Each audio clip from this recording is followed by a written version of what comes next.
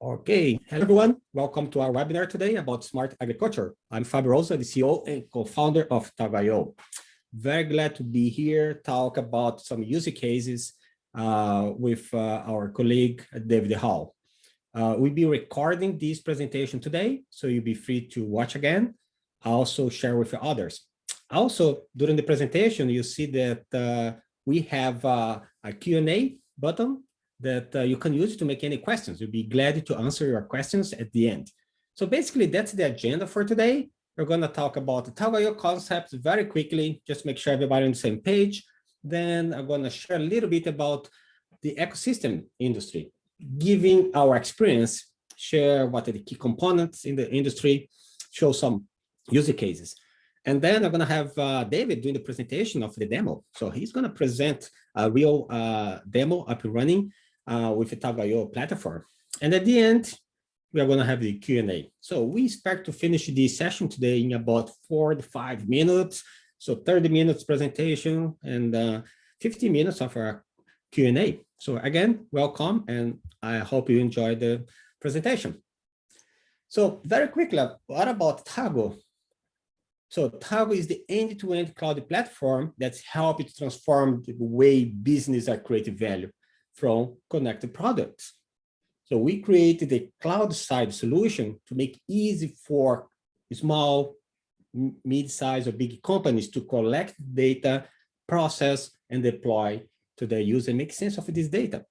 So currently, we are with more than 9,000 accounts for developers plus users. We are in more than 100 countries with more than 400 certified devices. So they're pre-configured devices ready to go. And we are not there alone. We are with a lot of partners. So in this IoT world, you know how important it is for us, for frankly, anyone to be engaged with others in different parts of the ecosystem. So we partner with very good companies to bring hardware, connectivity, consultant experience, and also with the system integrators.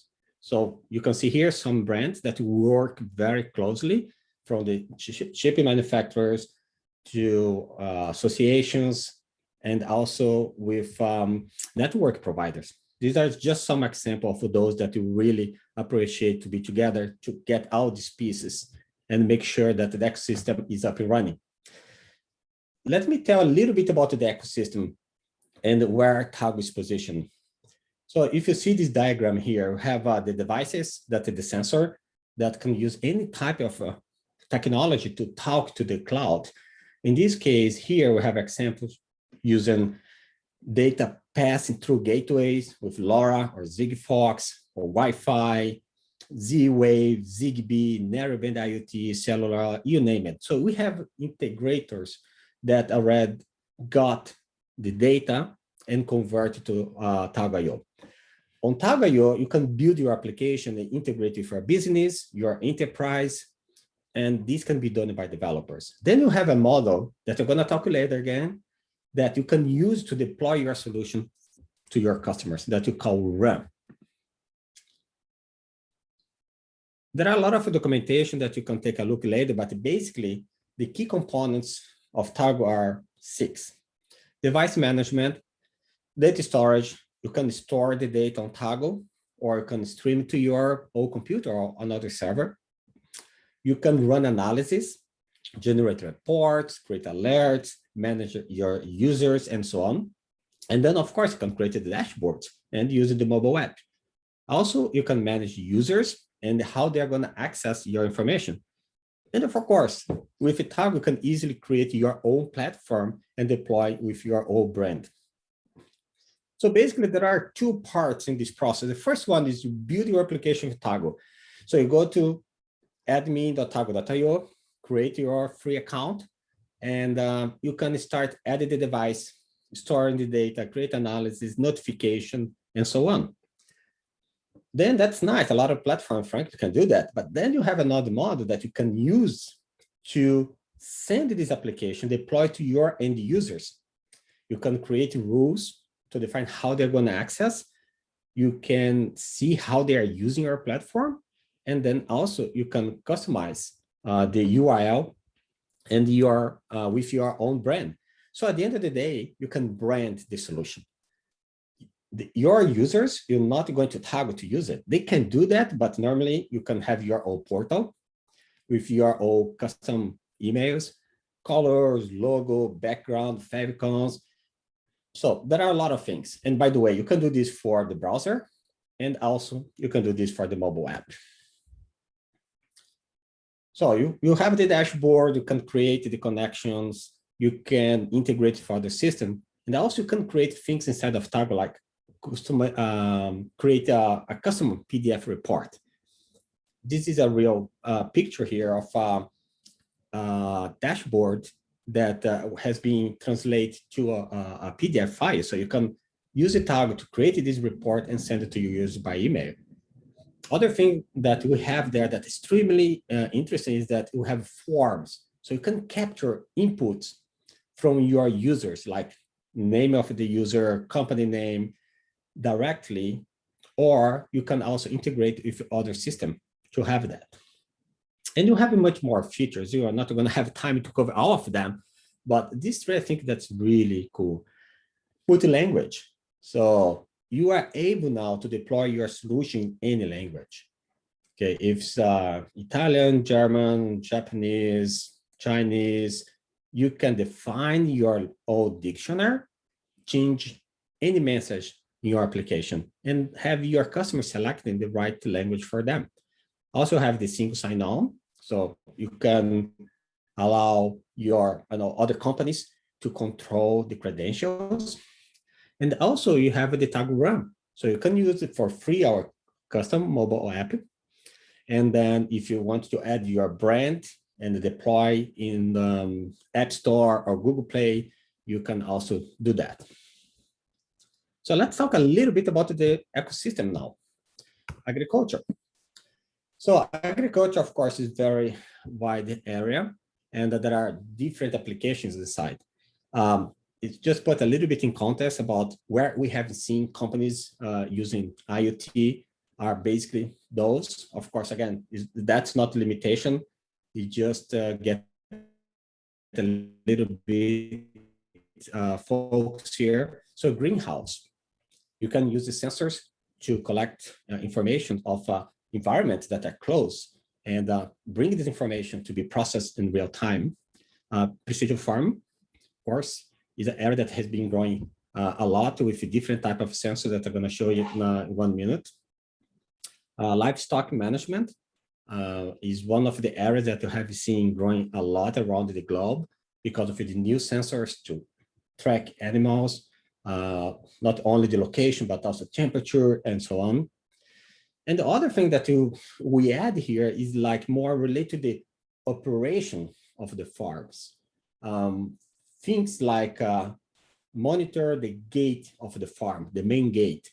Because of these new technologies available now, like LoRa that can go for miles, for example, and consuming just a fraction of energy compared with the others, you can have your farm connected in the way that you could not have it before. So it's not only about crop and efficiency, but it's also for the operation overall.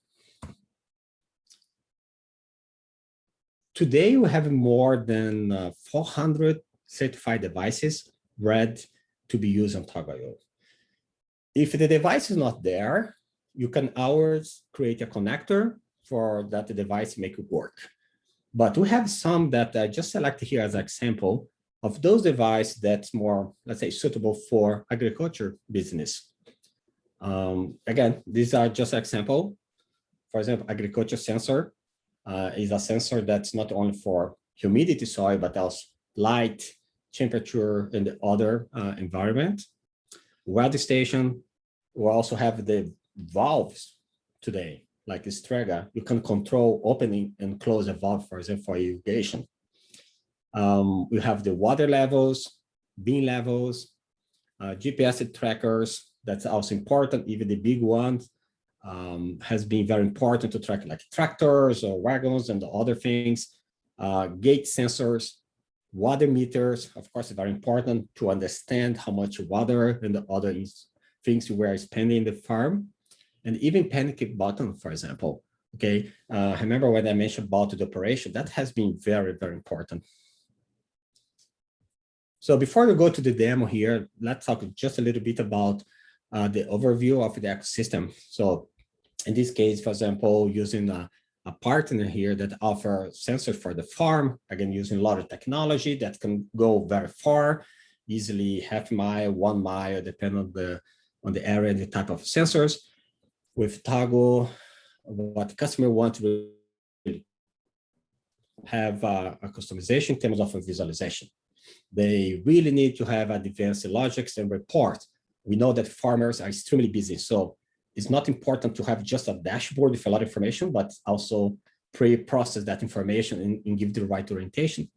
Also, other thing that you haven't seen is the need to have several applications in just one place.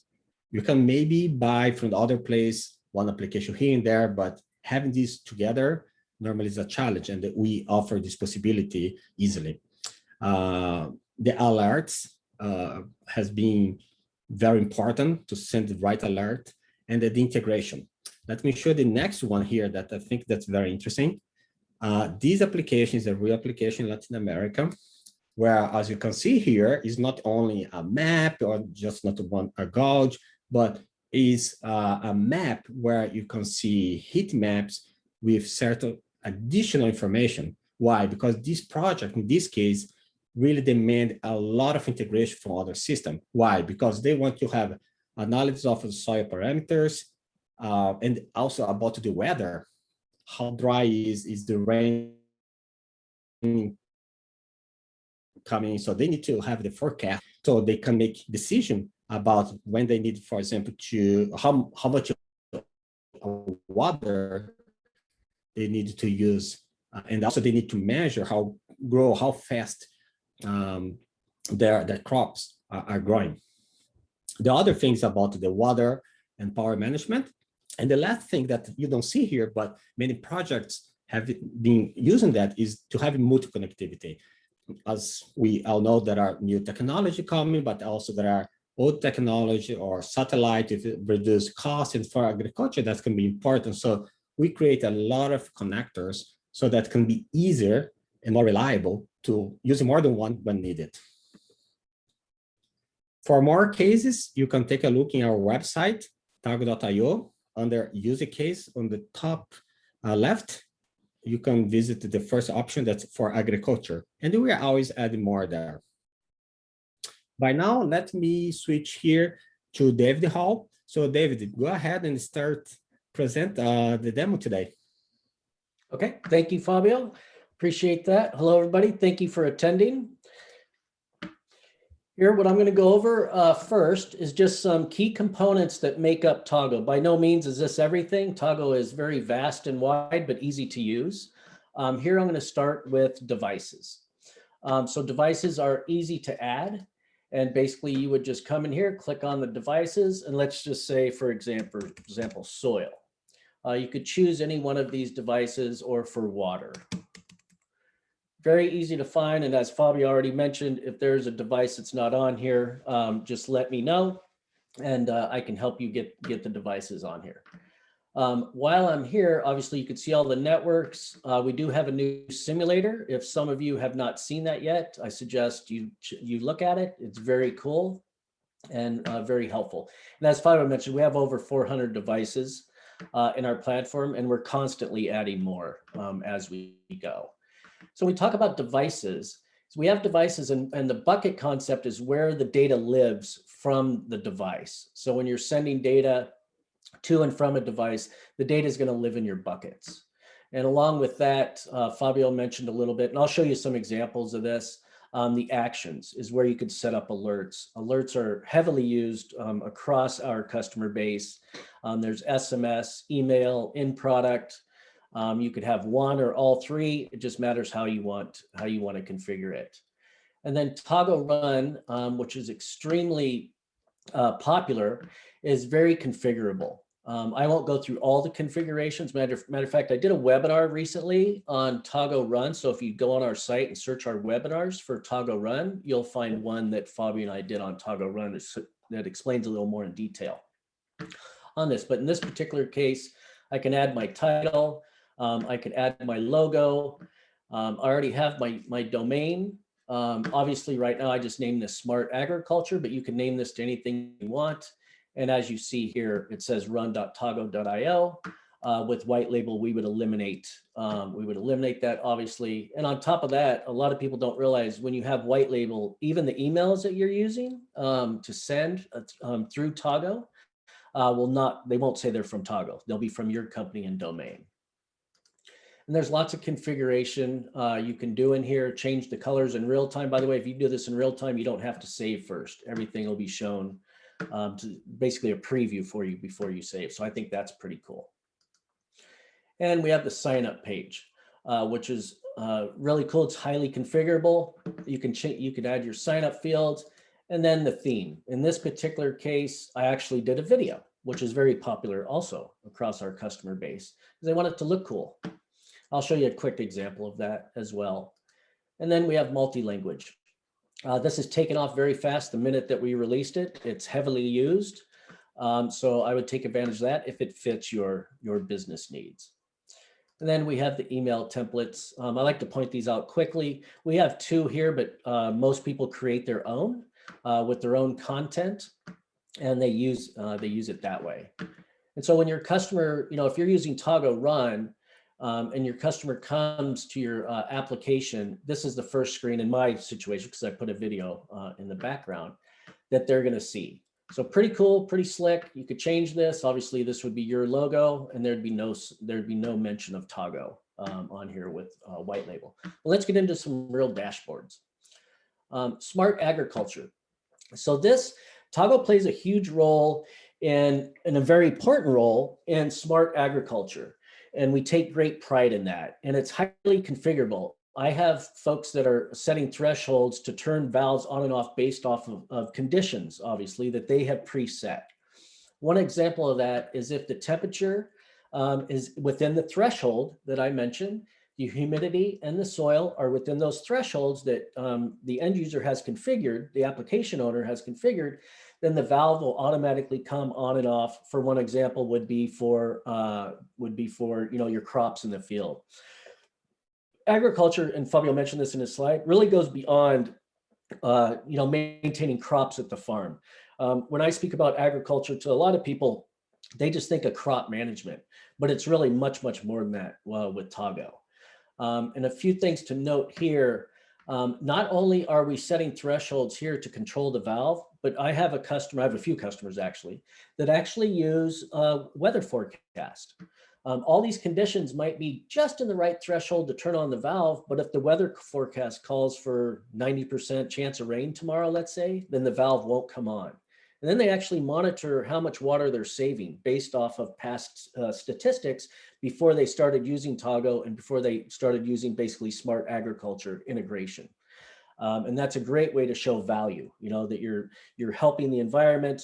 I know some cases where they track how much water they're saving, they actually turn that into the county for a discount. So that's really cool. So it shows that they're putting a good footprint on the environment. Here, yes, we have the conditions that automatically turn on and off the valves, but obviously you have a manual override right here that you can just do in real time. And you can do this from your mobile app. What I'm displaying here would be exactly what you would see on the mobile app if you configured it that way.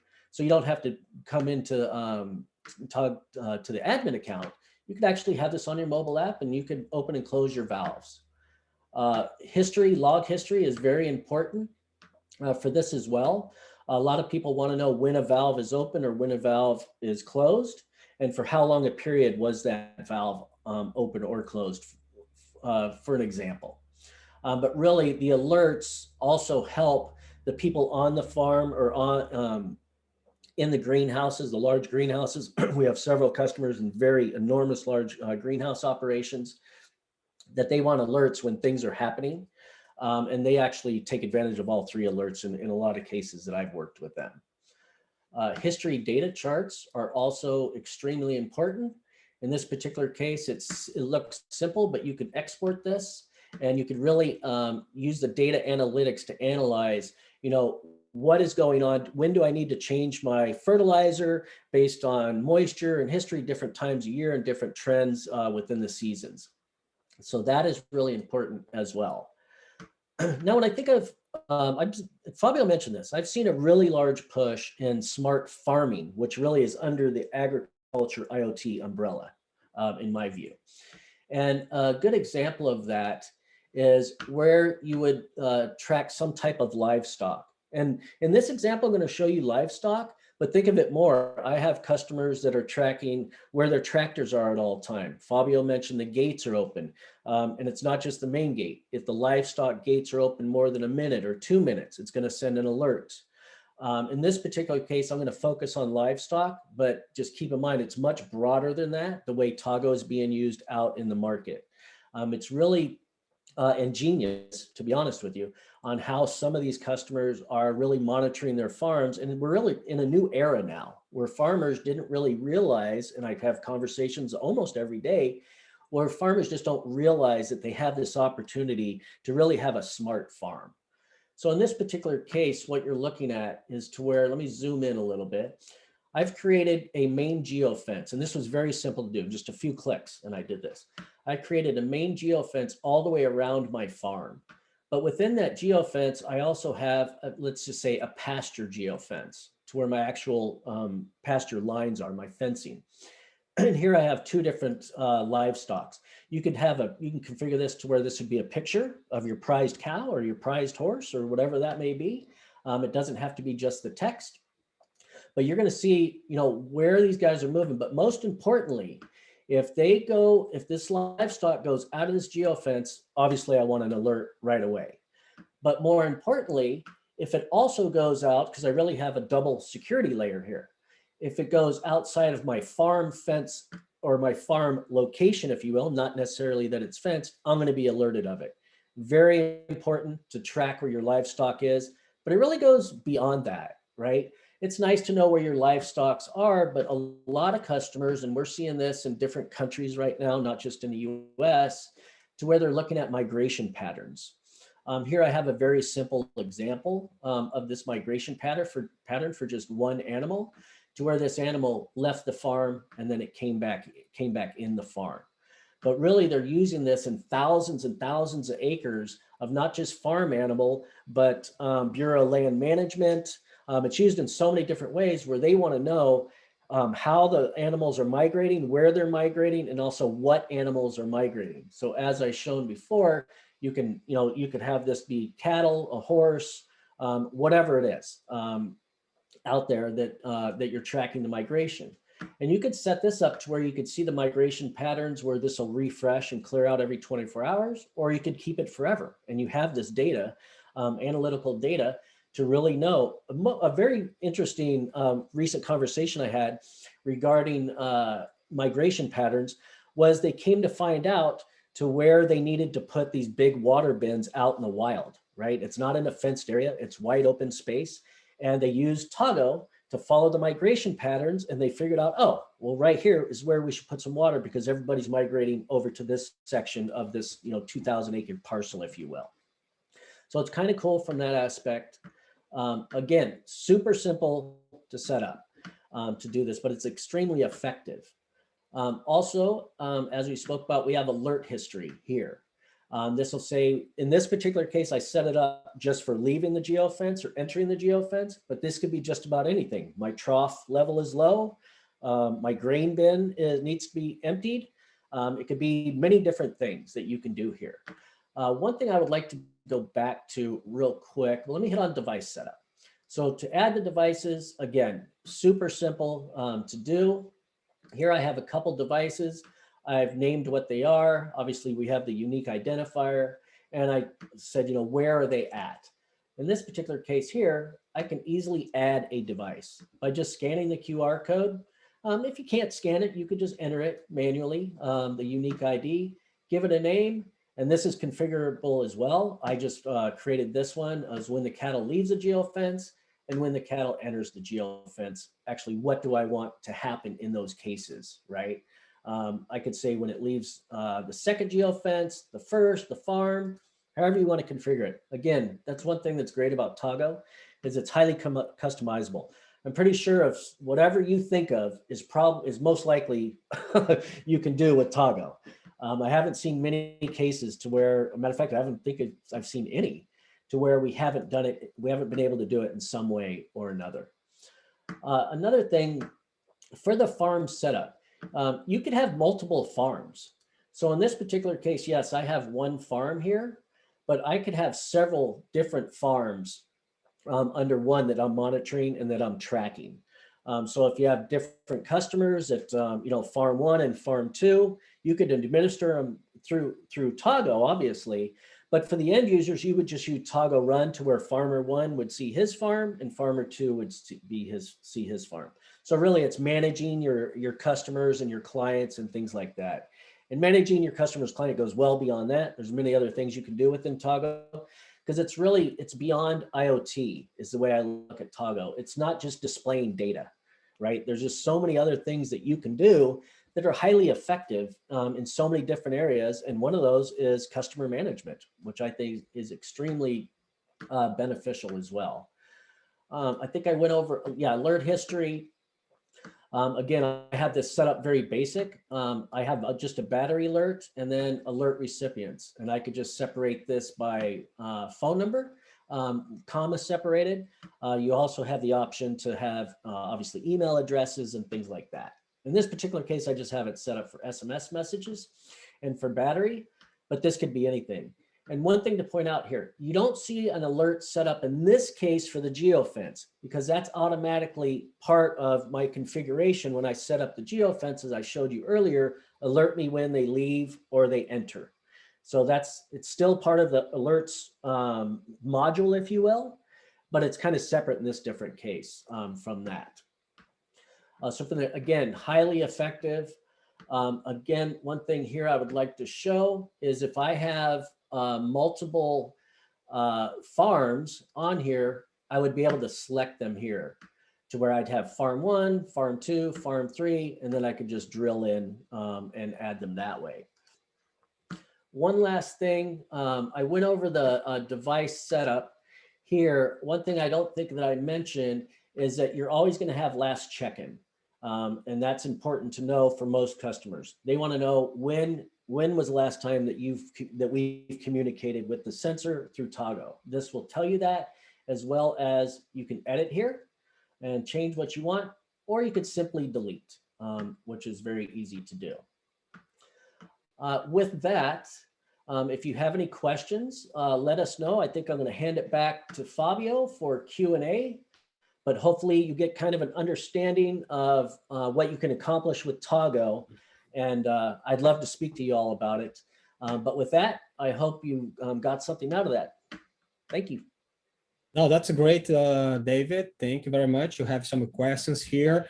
And pretty sure we need to keep this screen here, given the question that I have seen so far. Again, we are open for Q&A. Please send your question to the panelists. I'll be glad to address them right away. So one question here. Can I have multiple white labels inside the same account? So I think they refer to the Tago Run. David, Can you get this one? Yes. So to have multiple white labels for the same account, you can certainly do that. But that would be handled under profiles. An example of profiles would be here. I have several profiles. So for each of these profiles that I would navigate to, I could have my own unique white label with Tago Run. So it's just all handled under profiles. Very easy to configure, by the way. But yes, to answer your question, you can have multiple white labels associated with each profile under your account. Great. Hi, I note that it is only seems possible to view one livestock at a time through the filter. If I have hundreds of livestock, I need to be able to view all of them on a map. Is this possible? Yes, absolutely. So in this particular example that I showed you, I'm only tracking two pieces of livestock. If I had 100 head of cattle here, they would all show up here and you would see them moving around in real time. right, of where they're going, because the livestock has sensors on it. But to answer your question, yes, you could have one or you could have many, and you could track them in real time, as well as you can actually click on them like I displayed earlier to where you can actually see, okay, well, what livestock is this? If you have a picture associated with it and a name, like I've seen a lot of people use the tags on the cow's ears, and they know what that tag means and who that cow is, if it's a bull or so forth. But to answer your question specifically, absolutely. Yeah, and I thought that this question, and I thought that this also was related to the filter. I think the person wants to filter more than one at the same time. Can you maybe just click on the filter and show them? I mean, the filter on the map, not on the top of the map. No, the filter on the map. Oh, yeah, going yes. down. Yes. Sorry about that. Yes. So you could filter through here and choose maybe just one or multiple, and then you could zoom in that way. So right there, I just zoomed in on that cow, and here I zoomed in on that. Yeah. So yes, you can do that very easily. Yeah, I think you can click on the filter on the in the icon. Yes, yeah. There. Then you can select more. I think I thought that was the question. So just maybe add a little bit here. Yes, you can go and filter, for example, click there, David, on the cow one, for example, cow one, cow two. You see, you can filter one, filter two if you want, right? You can click on the cow two, please. It's going to select both. That's my point. You can use the filter, not to only to get one. And also, I think other very cool thing with this filter, frankly, I think it's very powerful, is like a farm. So there is a farm here. Let's say that you have 10 farms. You can filter by farm or by status, or maybe, hey, which one are with a low battery? So if you have the information about the battery, high, low, medium, and you want to filter to do something, right? Or those that has certain temperature and so on, you can do that. So the filter is very powerful. So you can add more variables together and make a decision here, leave this decision to the user. Yes, absolutely. Nice. Can you add this app to the list of demos available on the Explore? Thanks. Well, that's a great suggestion. That is. Yeah, we are going to be working on that.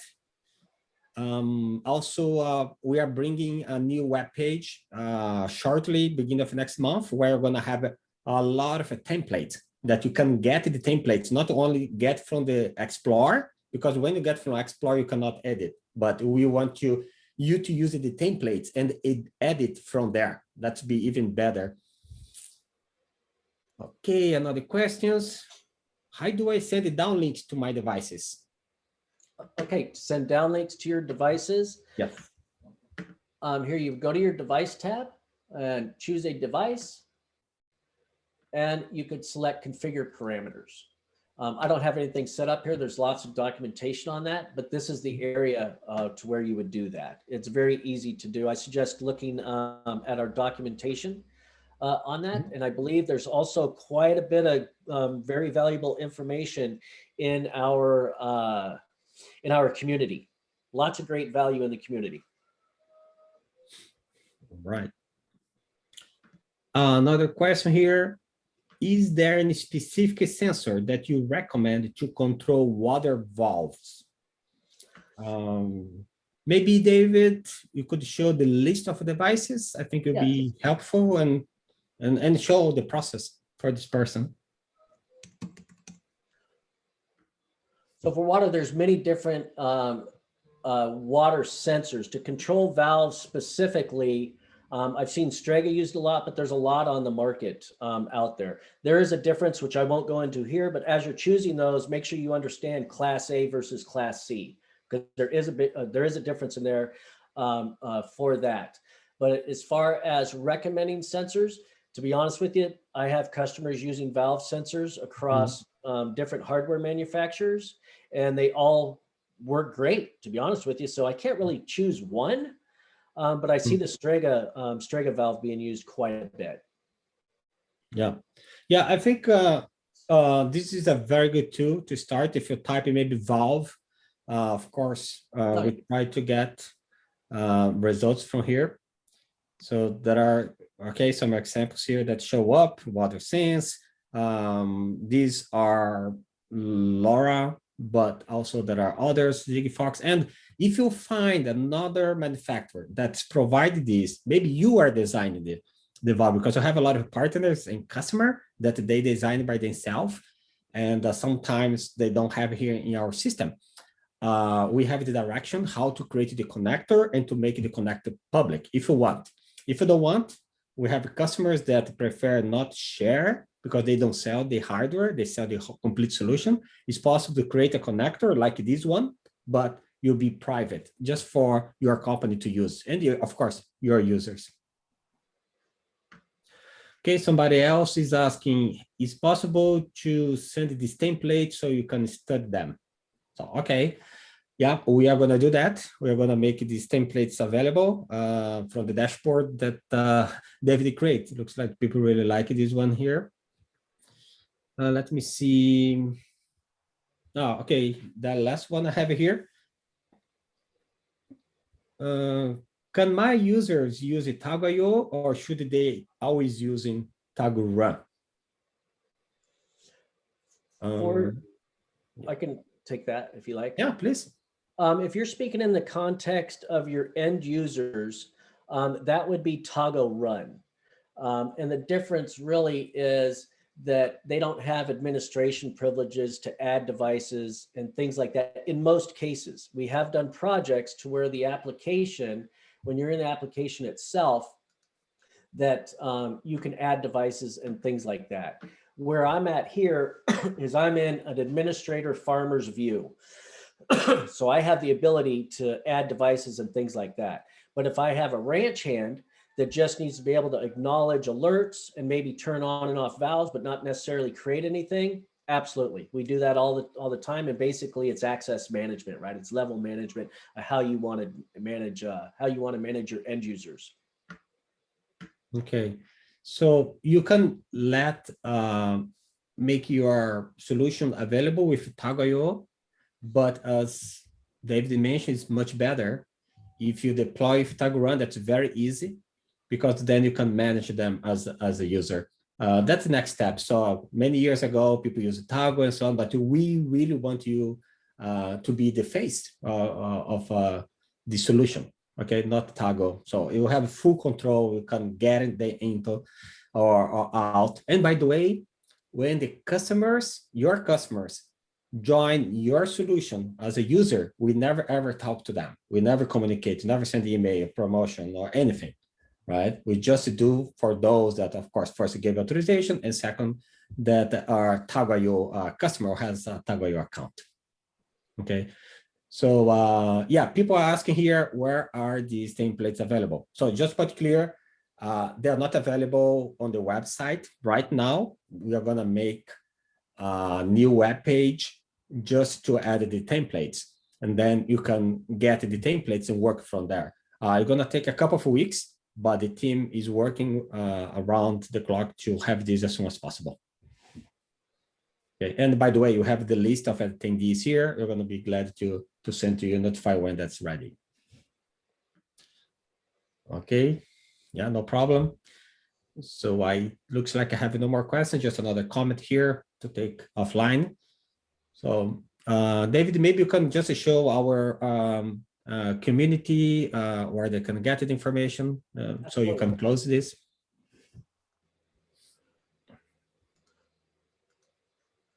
So as I mentioned when I was presenting, there's lots of valuable information in the community. And we have senior developers that actually watch this community, but it's really an interaction in between customers. So you could really see, I even go in here and look around all the time because I'm interested to see how customers are using the platforms and things like that. For example, you can come in here and probably find just about anything that you need. Let me just say an example, like a PDF report. How to generate a beautiful PDF report. I could find that here, or how to configure, TagoRun. There's all kinds of different things. Beyond that, from our main site, we actually, and Fabio mentioned the use cases, so I won't get in there, but there is a lot of valuable information in here that really talks about our features, our data management, and things like that. I am always sending customers here and I get great feedback from this. So if you have any feedback, I would like to know about it. One thing I'm always pointing customers to is our self-help videos. Very important. We take a lot of pride in our videos, and I think they're very intuitive. And that's actually how I started with Tago myself. When I started here a long time ago, as I used the videos to get things like that. And obviously you can look at list of devices and things like that. And also one last thing, since I'm here, we have the Learning Center, which is fairly new. We're getting a lot of great traction and great feedback from this. But if you need to actually learn something or maybe brush up on some concepts for Tago, this is a great place to do that, to start to take some modules, and you can even get certified if you would like to. Yep. David, that's perfect. So a lot of information. If you still have a question, again, use our community or our support through our tickets management system. So I think I have no more questions per now. So I really want to appreciate everyone who joined us today for this topic. We're going to have more topics coming. You can go to our list of events on TagoIO website, and you can see what's coming next.